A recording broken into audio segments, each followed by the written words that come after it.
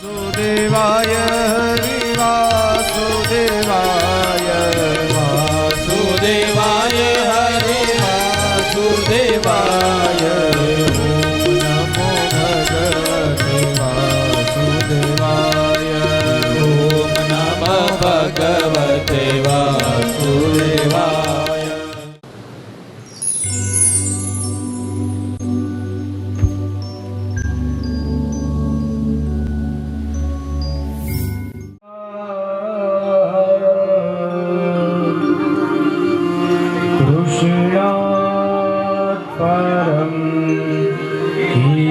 पिता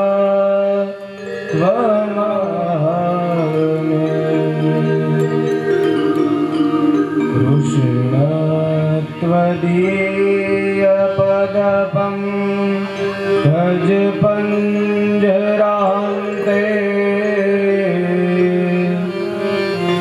अधियैव मे विशां राधे गोविन्दा।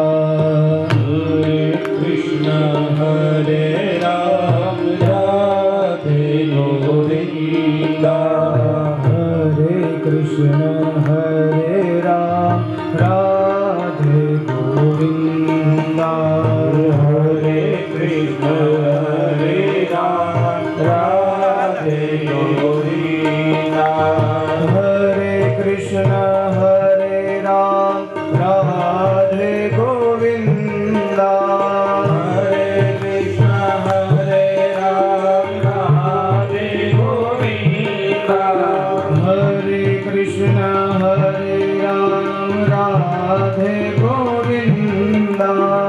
हरे कृष्ण हरे राम राधे गोविन्दा। हरे कृष्ण हरे राम राधे गोविन्दा। हरे कृष्ण हरे राम राधे गोविन्दा।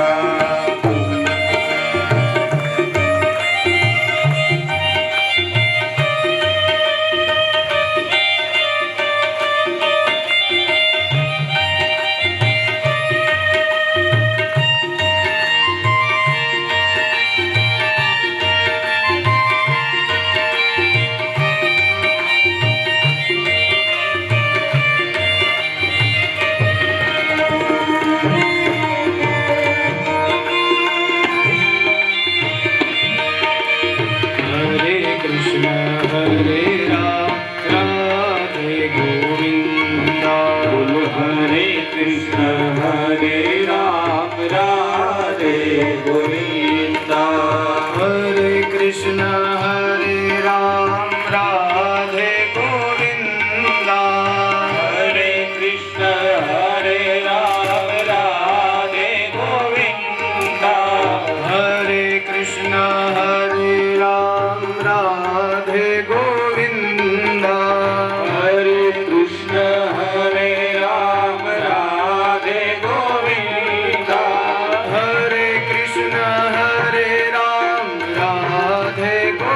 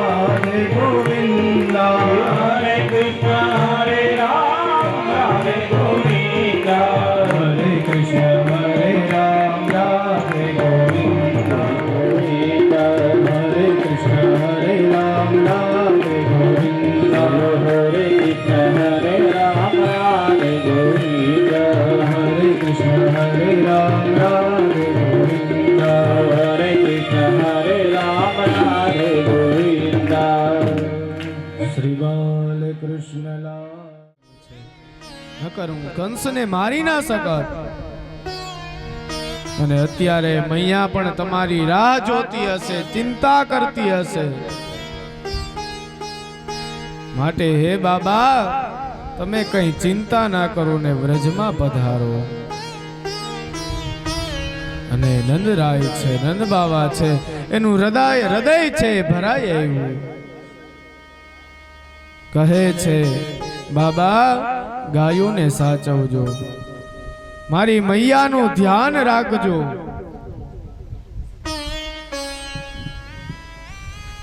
નંદ બાવા છે રડવા લાગે છે. કહે છે રડોમાં, ચિંતા ના કરો, હું તમારો જ દીકરો છું. નંદ બાવા છે ત્યાંથી વિદાય લે છે. ત્યાર પછી હવે કૃષ્ણ ભગવાન છે ધીરે ધીરે મોટા થાય છે, વિદ્યા અભ્યાસ માટે જાય છે. એ પણ આપને શીખવે છે શું કે પ્રભુ જ્યારે જ્યારે જન્મ લઈ અને આ ધરતી ઉપર પધાર્યા છે ત્યારે એને ગુરુનો આશ્રય લેવો પડ્યો છે.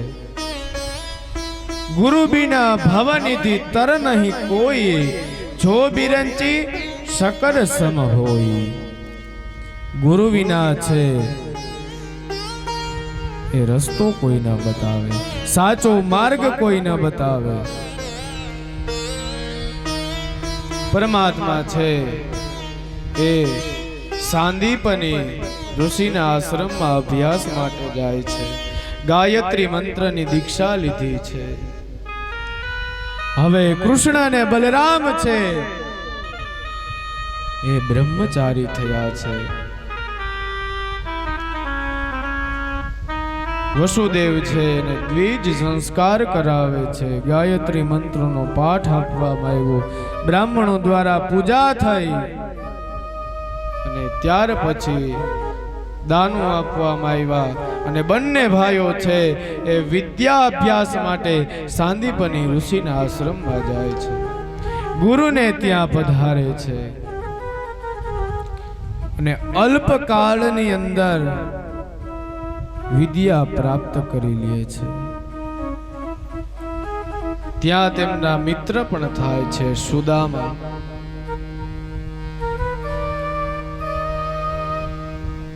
અભ્યાસ છે પૂર્ણ થયો, ગુરુજી પાસે જાય છે. કહે છે ગુરુજી, ગુરુ દક્ષિણામાં શું આપું મને કહો, માગણી કરો. ગુરુજી છે મનમાં વિચાર કરે છે કે મારા આંગણે પ્રભુ પધાર્યા હોય અને એની પાસે હું કઈ માગી શકું? ના પાડે છે, ના પાડી, મારે કઈ નથી જોતું. ત્યાર પછી ગુરુ પત્ની પાસે જાય છે. કહે છે માં, ગુરુજી ભલે ના પાડતા હોય પણ મારે કંઈક ગુરુને આપવું છે, તમે કહો શું જોઈએ? ગુરુ પત્ની છે જાણે છે કે આ બે બાળકો છે એ સાધારણ નથી, સ્વયં ભગવાન છે. હું માગીશ એટલે અવશ્ય આપશે જ, એમાં કોઈ શંકા નથી.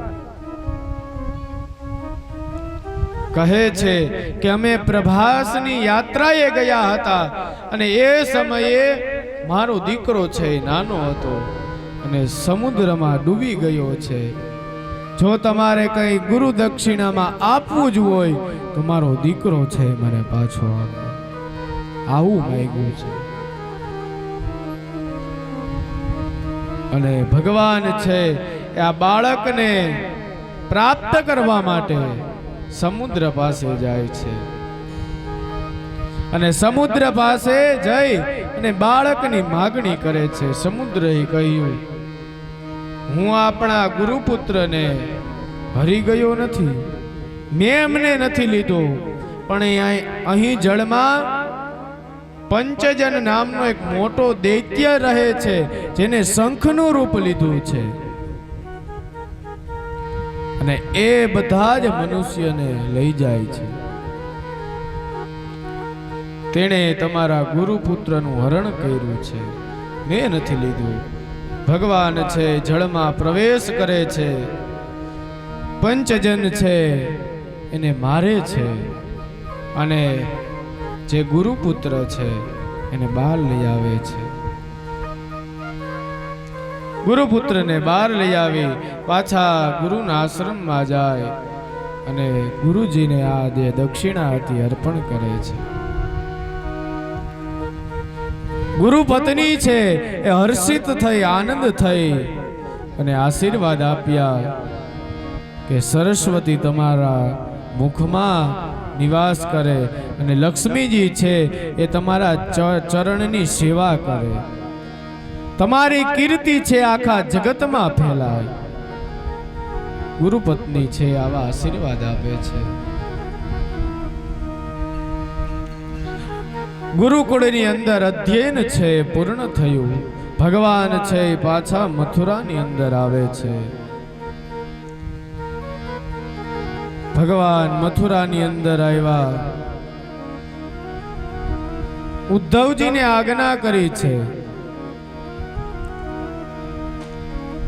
ઉદ્ધવજી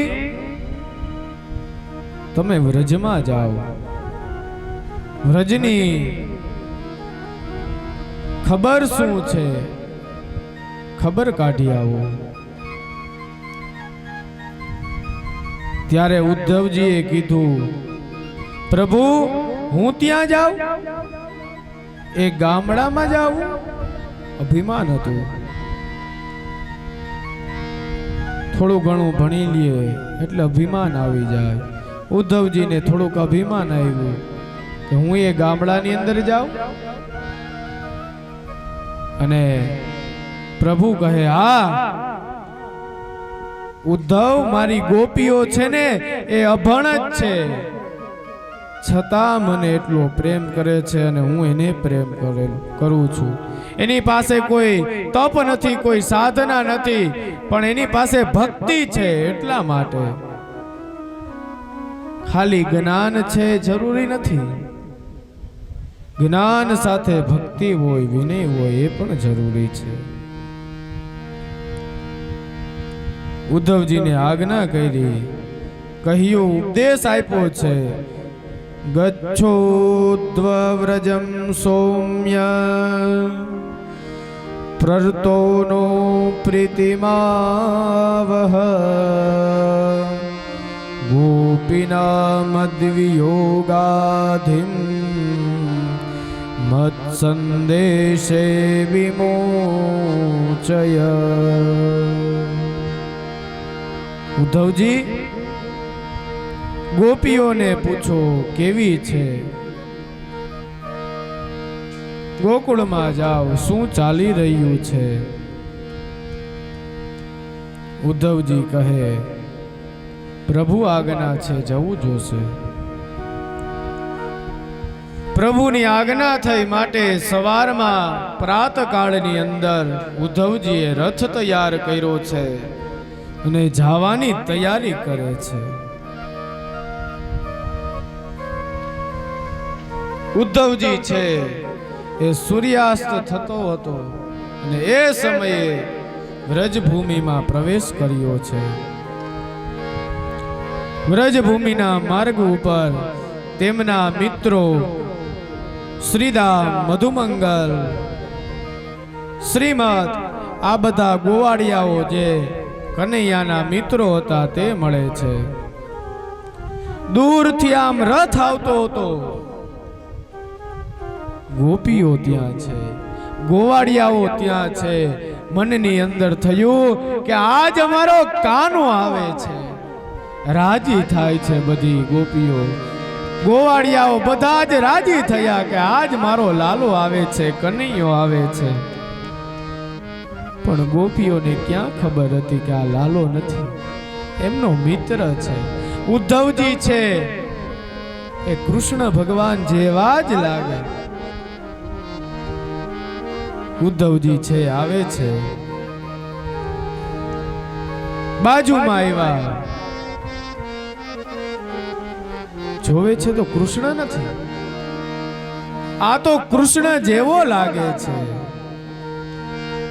ગોપીઓએ કહ્યું, તમ વીક્ષ્ય કૃષ્ણાનુચરમ વ્રજ સ્ત્રિય પ્રલંબ બાહુ નવ કંજલોચનમ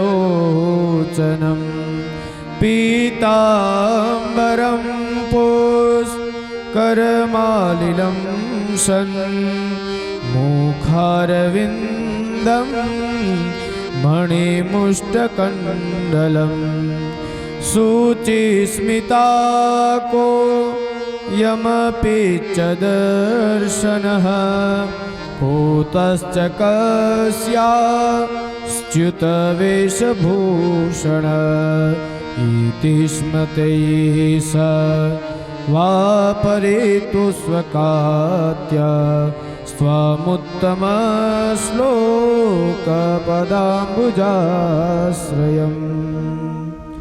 ગોપીઓ કહે છે, આનું સ્વરૂપ છે એ મારા કનૈયા જેવું છે. પીતાંબર પહેર્યું છે તો કનૈયા જેવું પહેર્યું છે. પુષ્પની માળા પહેરી છે તો કનૈયા જેવી પહેરી છે. એના મુખારવિંદ, એનું મુખ છે કનૈયા જેવું છે. મણિ પુષ્ટકમંડલું, એનો મણિ ધારણ કર્યો છે એ મારા કનૈયા જેવો છે. સ્મૃતિ સ્મૃતા, કે એની જે સ્માઇલ છે, એની જે હસી છે એ મારા કનૈયા જેવી છે. પણ આ કનૈયો નથી, દુખી થઈ છે પાછી. અને એ જ સમયે ભમરો છે એ ગુણગાન ગાય છે. એને ભ્રમર ગીત કહેવામાં આવે. કાંચિન મધુકરમ દૃષ્ટવા ધ્યાયન્તે કૃષ્ણ સંગમમ પ્રિય પ્રસ્થાપિતમ દૂતમ કલ્પયિત વેદમબ્રવીત. ભ્રમર છે એ કૃષ્ણનો એક દૂત જ છે. અને આ બધું કલ્પિત કરી, કલ્પના કરી અને બોલ્યો છે, ગીત ગાયું છે. આ ગીત છે ભ્રમરને જ સંભળાયું છે, એટલા માટેનું નામ છે ભ્રમર ગીત. દસમ સ્કંદમાં 47મા અધ્યાયના 12મા શ્લોકથી 21મા શ્લોક સુધી આ ભ્રમર ગીતનું વર્ણન કરવામાં આવ્યું છે. ઉદ્ધવજી છે આ બાજુ આગળ જાય છે. ગોપીઓ છેતરાણી અને ગોવાળ જે હતા એ પણ છેતરાણી. એમને એમ થયું કે લાલો છે, પણ લાલો નથી, આ તો ઉદ્ધવજી છે. અને એ જ સમયે રથને આગળ હાંક્યો. બધા રથ લઈ અને નંદ બાવાના ઘરે જાય છે. ત્યાં ઊભા રહ્યા અને નંદ બાવા જુએ, યશોદા જુએ તો રાજી થયા કે મારો કનૈયો આવ્યો, મારો લાલ આવ્યો. પણ જ્યાં જ્યાં બહાર નીકળી અને જોવે ત્યાં કનૈયો નથી. એનો મિત્ર છે જે કનૈયા જેવો લાગી રહ્યો છે. અને આ દ્રશ્ય જોઈ અને નંદલાલ છે, નંદજી છે એ કૃષ્ણ કૃષ્ણ કહીને ત્યાં મૂર્છિત થાય છે. દાસીઓ છે, ગોપીઓ છે એ પણ રડવા લાગી છે. આ બધું જોયું ને ઉદ્ધવજીને આશ્ચર્ય થયું. આટલો બધો પ્રેમ.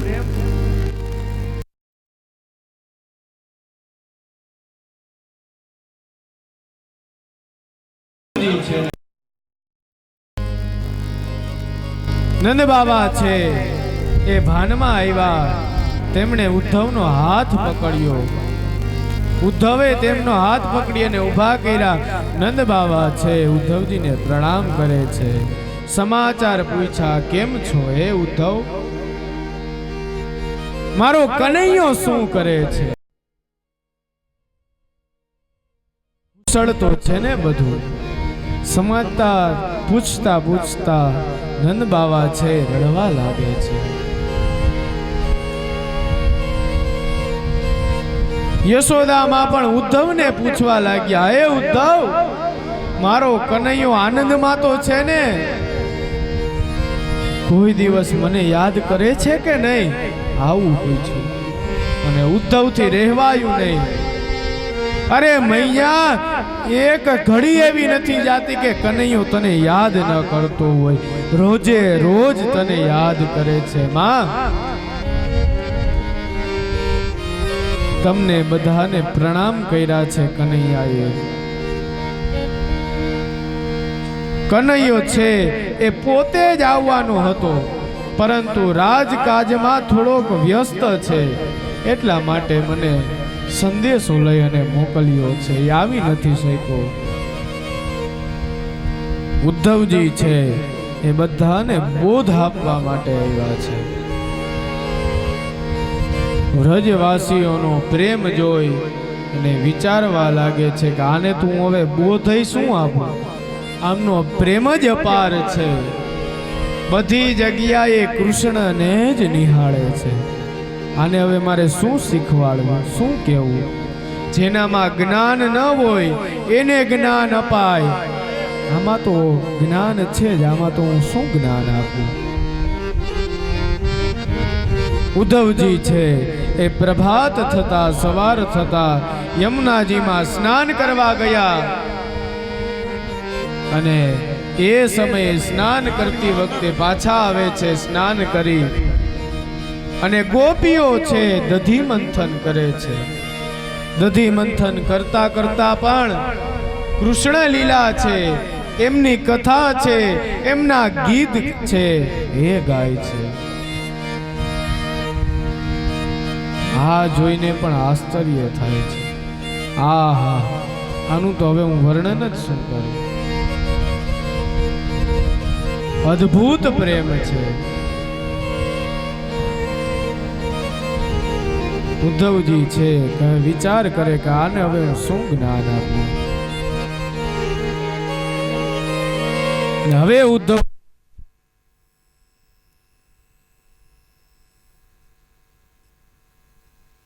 ને તો મનાવી લે જોરે, હે ઉદ્ધવજી રે મારા વાલાને, હે વડીને કે જોરે, માને તો મનાવી લે જોરે. એ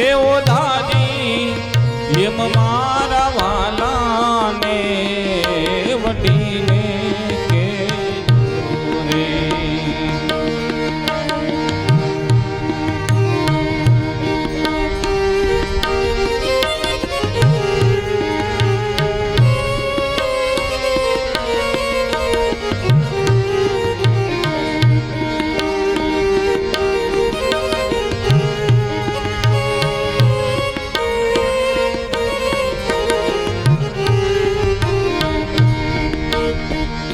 મથુરાના રાજા ત્યાં છો,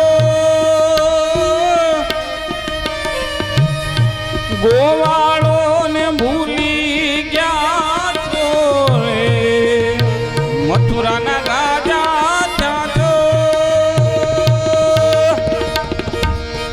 ગોવાળો ને ભૂલી ગયા છો રે. માને તીન મેલે ગયા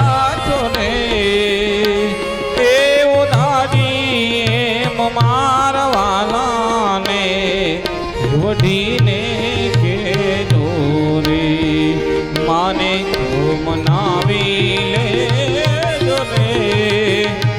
દેવો દાદી મારવાલાને વઢીને કેજો રે. દેવો દાદી મારવાલાને વઢીને. આ બાજુ ઉદ્ધવજી છે એ સ્નાન કરીને બહાર આવ્યા. બધી જ ગોપીઓ છે એ ઘેરો વળી ગઈ છે. કૃષ્ણ એના મનમાં શું સમજે છે, કહેવા લાગી છે. રાધાજી ત્યાં આવીને બોલે છે, કૃષ્ણને કઈ ખબર નથી પડતી કે તમને સંદેશો લઈને મોકલા છે, તમારે આવવું જોઈએ. અને ત્યારે વિરહમાં આ ભજન છે, આ ગીત છે, એ ગાય છે. જમનારીને કાંઠે જાતા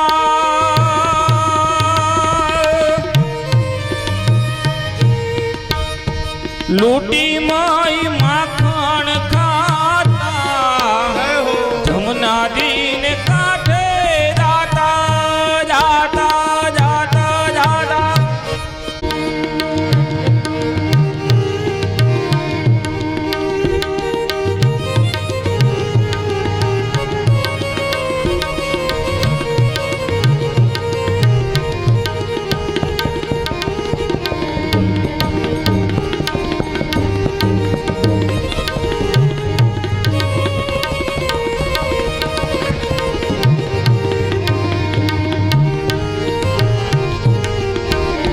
દાસ રે વિઠાના સ્વામી આવો તમે અંતર્યામી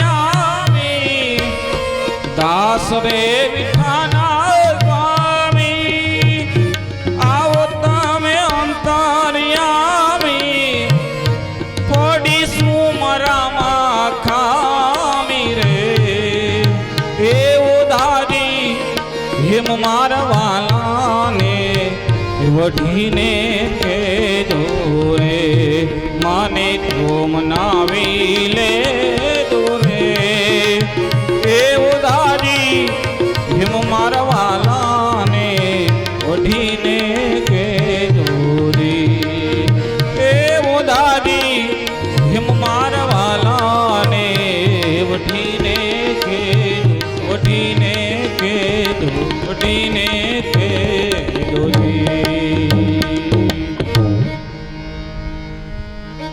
બધી જ ગોપીઓ છે કૃષ્ણના વિયોગમાં અધીરી બની છે. ઉદ્ધવજી ગોપીઓને કહે કે હું તો તમને નિર્ગુણ બ્રહ્મનો ઉપદેશ આપવા માટે આવ્યો હતો, પણ તમારો જે પ્રેમ છે ને એ જોયો, હવે મને કઈ ઈચ્છા જ નથી થતી, હું શું જ્ઞાન આપું.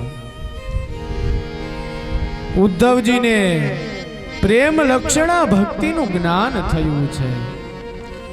ઉદ્ધવજી છે એ તો 2-4 દિવસ માટે રોકાવા માટે આવ્યા હતા, 6 મહિના સુધી રોકાણા છે.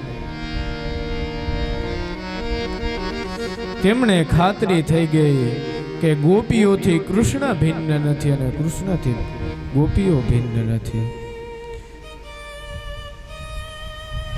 સમય છે જાજો પસાર થઈ ગયો.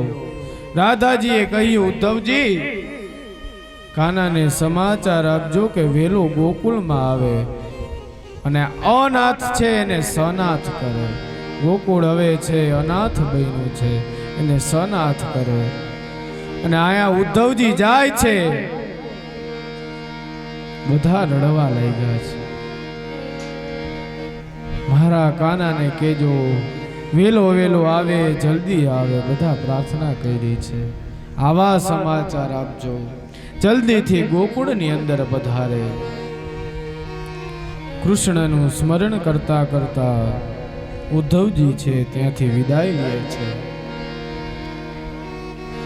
આ બાજુ મથુરામાં આવ્યા, પ્રવેશ કર્યો અને બોલે તે પેલા જ ભગવાન એને સ્તબ્ધ કરી દીધા, હાથ મૂક્યો છે માથે.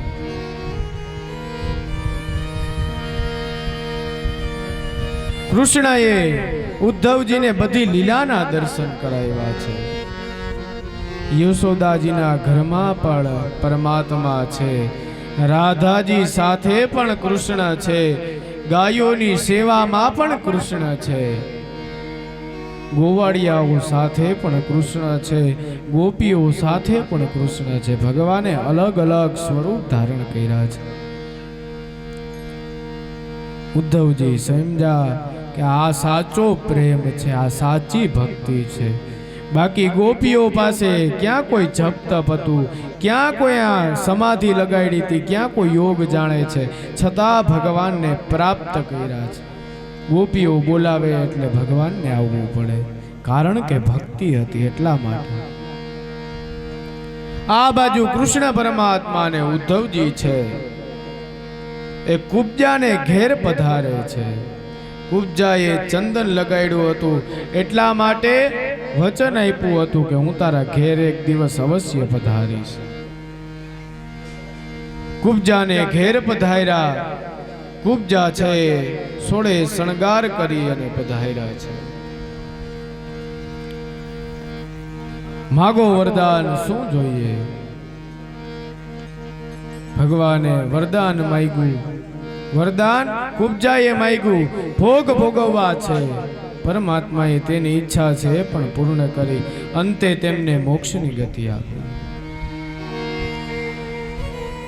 દસમ સ્કંદ જે પૂર્વાધ ભાગ છે તેમાં અહીં સુધીની કથા આવે છે. દસમ સ્કંદ છે પૂર્વાધનો ભાગ છે, અહીંયા પૂર્ણ થાય છે. ખીલેલું પુષ્પ છે પરમાત્માના ચરણોમાં અર્પણ. દસમ સ્કંદ ઉત્તરાર્ધ એની શરૂઆત થઈ રહી છે. હવે ભગવાનના લગ્ન છે ધીરે ધીરે નજીક આવી રહ્યા છે. જરાસંઘ જે 17 વખત ભગવાન પાસે હાર્યો હતો.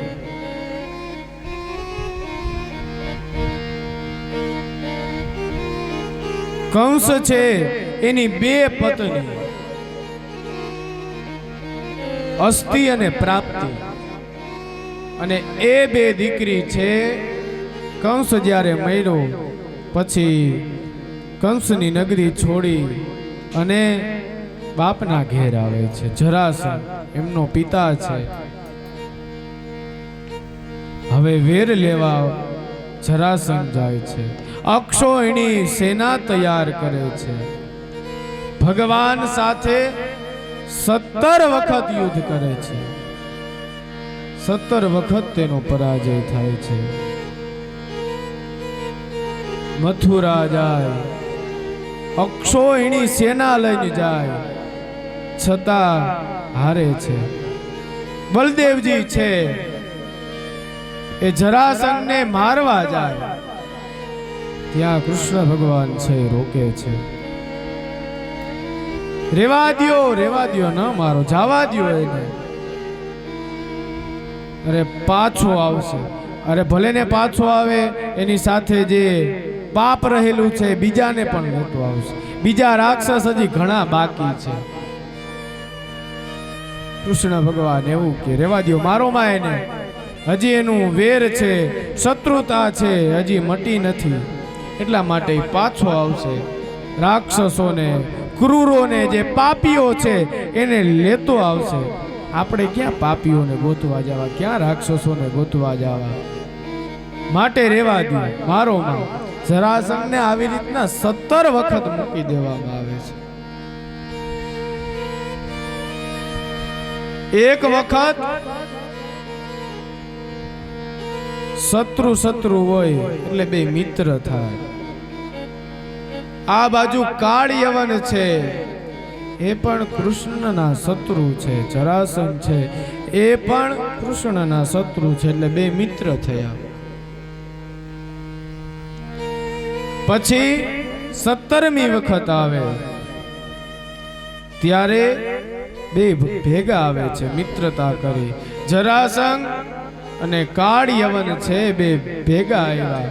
કાળ યવને આખી મથુરા છે એ ઘેરી લીધી છે. અને આ બાજુ જરાસંઘ છે એને પણ અક્ષોયણી સેના લઈ અને યુદ્ધ કરવા માટે તૈયાર છે.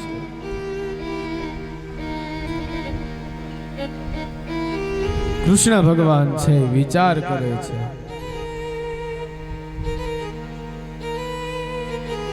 હવે આ જગ્યા છે એ ફેરવવી જોશે.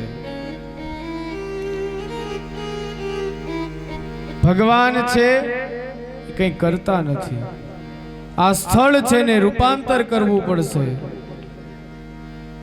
એટલા માટે ભગવાન છે, કૃષ્ણજી અને દાવજી છે એ જરાસંઘને છેતરે છે. પર્વત ઉપર જાય છે. પર્વત ઉપર જઈ અને જ્યાં જરાસંઘ છે એને એમ કે પર્વત ઉપર છેટલામાં આગ લગાડો, અને આગ લગાડી.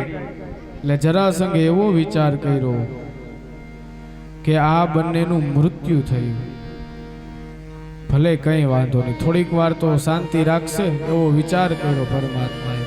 અને આ બાજુ વિશ્વકર્મા ભગવાનને આજ્ઞા કરવામાં આવી કે સમુદ્રના કિનારે એક નગરીની રચના કરો, સુવર્ણ નગરી.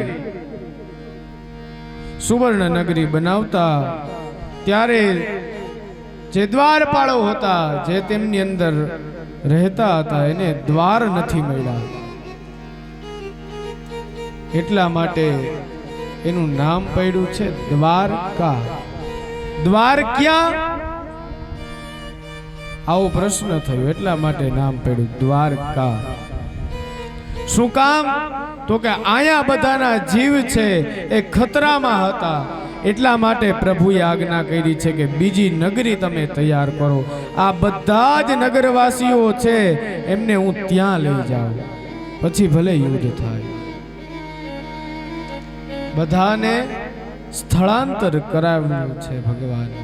અને પોતે બે છે ડુંગરમાં જાય છે, આગ લગાડે છે. જરાસંઘ છે એવું માને છે કે બંને બાળકો છે મરી ગયા છે, અને આ જ વાતમાં મહાત્મા રાજી થતો થતો જતો રહે છે. ભગવાન વિચાર કરે હવે હું યુદ્ધ જ કર્યા રાખવા, લગ્ન ના કરવા જોઈએ, હવે સમય થઈ ગયો. પણ મોટો પૈણે પછી નાનાનો વારો આવે ને. ભગવાન છે એ પર્વત ઉપરથી એ ગુફાની અંદર જતા રહ્યા, એટલા માટે એને કઈ નથી થયું. અને એ ગુફા છે એ સીધી દ્વારકામાં જતી હતી, ત્યાં ભગવાન પધાર્યા છે. આવી રીતે દ્વારકા નગરી છે ઊભી કરવામાં આવી. દ્વારકાનો નાથ છે આજ દ્વારકામાં પધાર્યો છે. દ્વારિકાના નાથ તારો મુખડું રે કેમ ભૂલી જવાય. દ્વારિકાના નાથ તારું મુખડું રે કેમ ભૂલી જવાય. દ્વારિકાના નાથ તારું મુખડું રે કેમ ભૂલી જવાય. દ્વારિકાના નાથ તારું મુખડું રે કેમ ભૂલી જવાય. શરણ છોડ તારું મુખડું રે કેમ ભૂલી જવાય. રાજા રણ છોડ તારું મુખડું રે કેમ ભૂલી જવાય.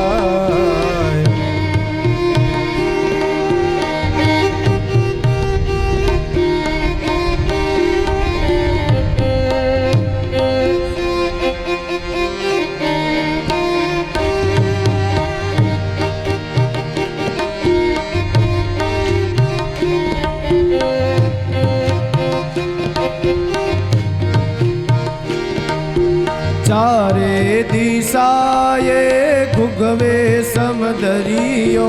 ચારે દિશાએ ગુંગવે સમદરિયો. ચારે દિશાએ ગુગવે સમદરિયો. ચારે દિશાએ ઘૂંઘરે સમદરિયો. દ્વારિકાનો ઠાકર લાગે મન હરિયો. દ્વારિકાનો ઠાકર લાગે મન હરિયો. દ્વારિકાનો ઠાકર લાગે મન હરિયો. દ્વારિકાનો ઠાકર લાગે મન હરિયો. 56 સીડીનો તારો દાદરો રે કેમ ભૂલી જવાય. 56 સીડીનો તારો દાદરો રે કેમ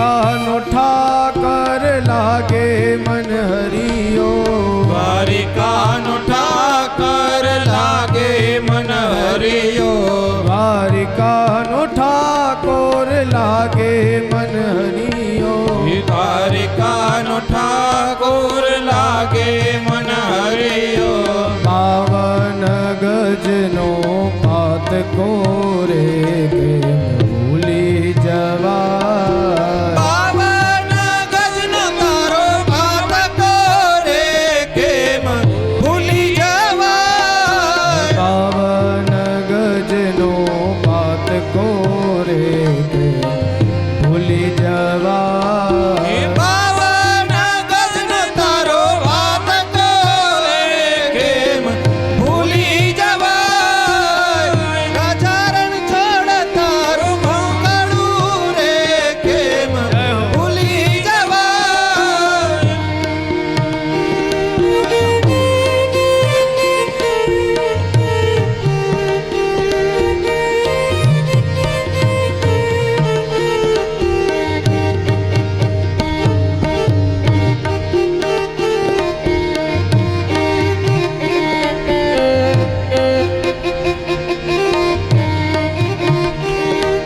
ભૂલી જવાય દ્વારિકાના નાથ તારું મુખડું રે કેમ ભૂલી જવા દ્વારિકાના નાથ તારું મુખડું રે કેમ ભૂલી જવાય રાજારણ છોડ તારું મુખડું રે કેમ ભૂલી જવા રાજારણ છોડ તારું મોખડું રે કેમ ભૂલી જવાય શ્રી દ્વારિકાધીશ સકી જય આ બાજુ પ્રભુ છે દ્વારકાની અંદર પધારે છે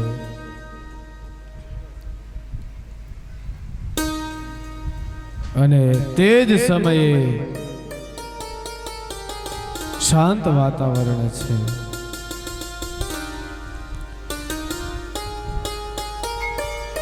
હવે શત્રુઓનો કોઈ અત્યારે ભય નથી બ્રહ્માજીનો આદેશ થયો મોટા ભાઈ દાઉજી મહારાજના લગ્ન છે એ આનર્ત દેશના રાજા રેવતની પુત્રી રેવતી સાથે કરવામાં આવ્યા છે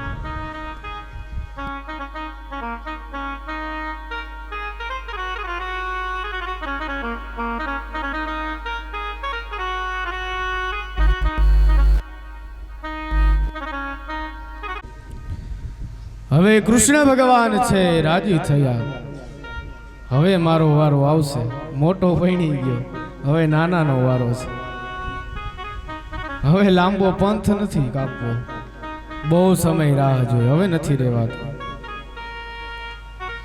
ભીષ્મક એમની રાજકન્યા રૂકમિણી એમની સાથે પ્રભુએ રાક્ષસ વિધિ જે ગાંધર્વ લગ્ન કહેવાય ગાંધર્વ લગ્નથી તેમના લગ્ન થયા છે પ્રભુ છે એ રૂકમિણીને હરણ કરીને લેવા છે બાકી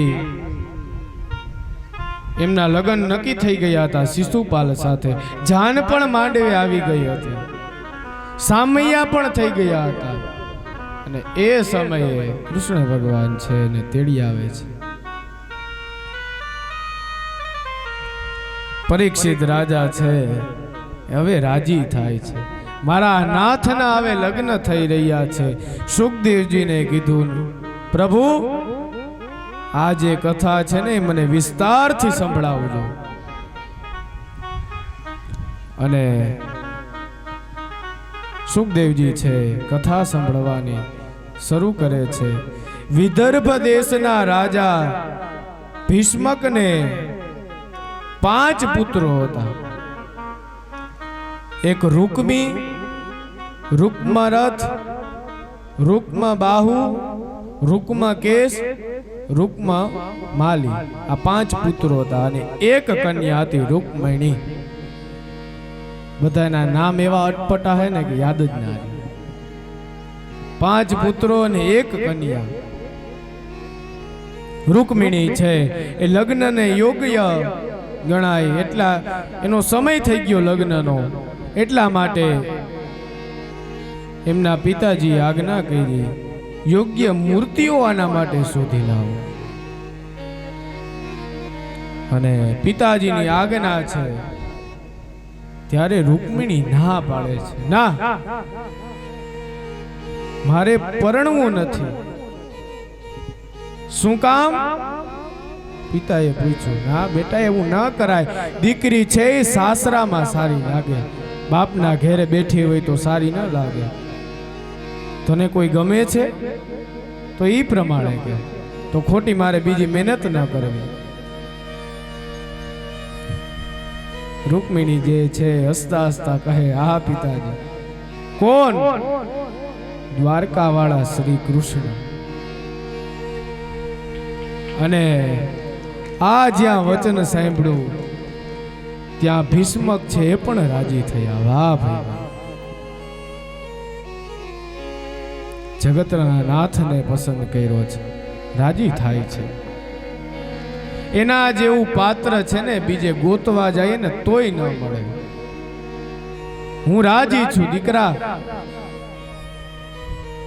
તારા લગ્ન છે ને એમની સાથે જ કરાવીશ. આવું કીધું ત્યાં રૂકમિણી છે રાજીના રેડ થાય છે, આનંદમાં આવી જાય છે. રૂકમિણી છે મનથી તો કૃષ્ણને વરી જ ગયા હોય. પિતા છે એ તો તૈયાર થઈ ગયા, એને તો હા પાડી દીધી. બીજા બધા હા પાડે તો થાય ને. રૂકમિણીનો ભાઈ રૂકમી છે એ આ વાત અટકાવે છે. ના, એવા ગોવાળિયા સાથે હું મારા બેનને ન પરણાવું, હું નહીં પરણાવું. મારો મિત્ર છે શિશુપાલ, એની સાથે હું મારા બેનના લગ્ન કરાવીશ. આ વાત સાંભળી એટલે બેનને દુઃખ થયું. શિશુપાલ? ના, મારે એની સાથે નથી પરણવું. મનની અંદર વિચાર કરે છે આના કરતા તો મને મૃત્યુ મળે તો સારું, પણ શિશુપાલ સાથે તો હું નહીં જ પરણું. અને આ બાજુ રૂકમિણીના ભાઈ રૂકમીએ બધી વાતચીત કરી લીધી, બધું નક્કી કરી લીધું. ઘડિયા લગ્ન લેવાયા, લગ્નનો દિવસ છે નજીક આવ્યો. રૂકમિણીએ વિચાર કર્યો, મનથી તો હું કૃષ્ણને વરી ગઈ છું, હવે હું બીજા કોઈની ન થઈ શકું, શું કરું? વિચાર કરે છે. રૂકમણી એક પત્ર લખે છે, કૃષ્ણ કે નામ. રૂકમિણીએ પત્ર લખ્યો છે અને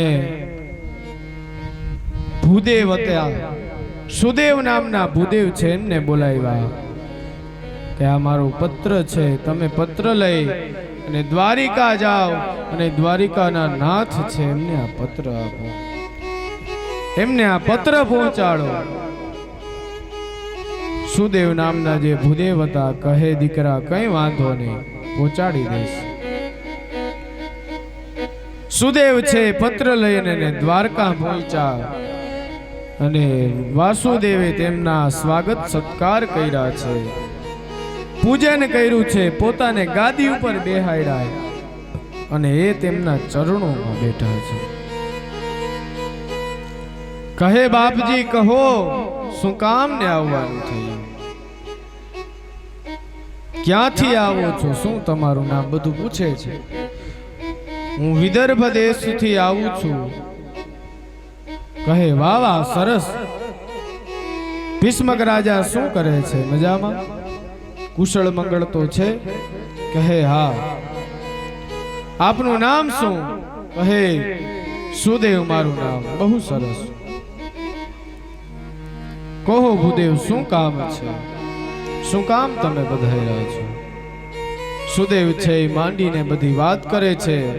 ભીષ્મક રાજાની પુત્રી રૂકમિણીએ આપને એક પત્ર લખ્યો છે.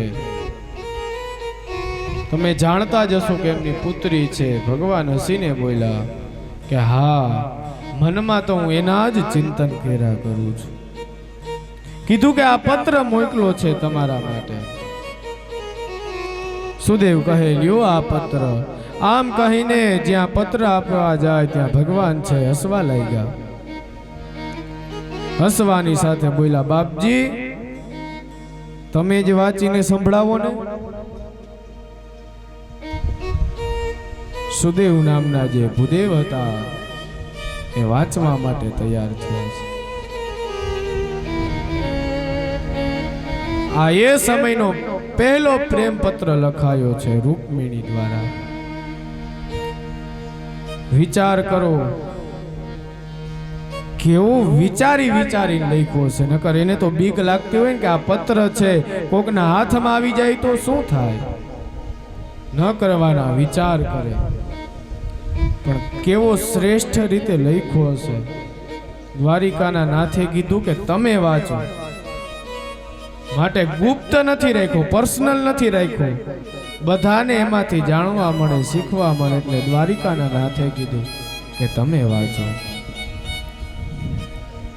અને આજ પણ દ્વારિકાના મંદિરની અંદર પૂજા પૂરી થાય એટલે રોજના માટે આ પત્ર છે ને વાંચવામાં આવે છે. પ્રભુને પ્રેમ પત્ર લખ્યો છે. પ્રેમ કરવાનું જો પાત્ર હોય ને તો એ છે પ્રભુ. એમને પ્રેમ કરો. રૂકમિણીએ એમને પ્રેમ કર્યો છે. 7 શ્લોકનો આ પત્ર છે. સુંદર છે, અદ્ભુત છે કે જેનું વર્ણન કરીએ ને તો દિવસો પણ ટૂંકા પડે એવા શ્લોક છે. એક એક શબ્દના અનેકો અર્થ નીકળે છે.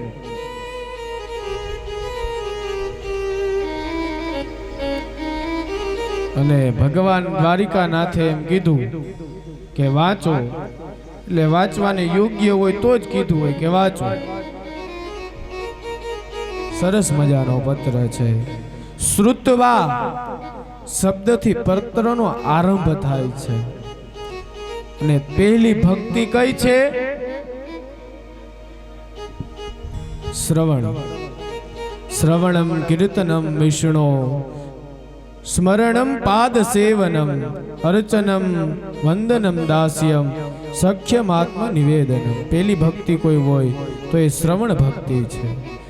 અને આ બાજુ રૂકમિણીએ પ્રેમ પત્રની શરૂઆત કરી છે તો શ્રવણથી, શ્રુતવા ત્યાંથી શરૂઆત કરી છે. એ લખવા બેઠા છે ત્યારે એને વિચાર નહીં આવ્યો કે હું શું લખું. એમ તો સીધું ના લખી દેવાય કે મર્યાદા તો હોય ને. અત્યારે બધું ચાલે, પેલા આવું ન ચાલતું. 100 વખત વિચાર કરવો પડે. એની લેખની ઉપડી છે ત્યારે એને કેવું અદ્ભુત લખ્યું છે. સૌ પ્રથમ તો સંબોધન બાંધવું પડે. કોઈ પણ વ્યક્તિને પત્ર લખીએ એટલા માટે હે પ્રિયતમ વગેરે વગેરે આપણે સંબોધન બાંધીએ. હવે ભગવાન માટે શું સંબોધન બાંધવું? ભલે મનથી તો વૈર્યા હતા પણ હજી કાયદેસર રીતે તો નથી વૈર્યા. તો પતિ પણ ના કહી શકે. કેવું શું? પણ અદ્ભુત સંબોધન કર્યું છે. શું કીધું? તો કે ભુવન સુંદર. આ ત્રિભુવન લોકમાં જે સુંદર છે એવા છો તમે, એવું સંબોધન કર્યું છે. આમાં મર્યાદાનું જે માધુર્ય છે, જે સત્યનું સૌંદર્ય છે એ છલકી આવે છે. કોઈ લખતું હોય તો એનો પત્ર વાંચીએ તો એ ઉપરથી ખ્યાલ આવે કે આ વ્યક્તિ કેટલો ભણેલો હશે, અને આ રાઇટિંગ કેવા છે, કેવા શબ્દોનો ઉપયોગ કર્યો છે, એવી રીતે ખ્યાલ આવે. પણ આ તો સ્વયં લક્ષ્મીજીનું સ્વરૂપ છે. બુદ્ધિ ગુણાન ભુવન સુંદર સુણવતામ તે નિર્વિશ્ય કર્ણ વિવે હતોંગ પાતા રૂપમ દૃશામ દૃશિમતા મખિલાર્થલાભમ ત્વચ્યુતાતિ વિશતિ વિતપત્રયમ મે કાત્વા મુકુંદ મહતે કુશશીલરૂપ વિદ્યાવયો દ્રવિણધા અભિરાત્મતુલ્યમ ધીરાપતિમ કુલવતે ન વૃણીત કન્યા કાલે નૃસિંહ નરલો મનોભિરામ. 7 શ્લોકની અંદર પ્રેમ પત્ર લખ્યો છે. હે ભુવન સુંદર, સંબોધન કર્યું છે ભુવન સુંદર, ત્રિભુવનના જે સુંદર છે એવા છો તમે.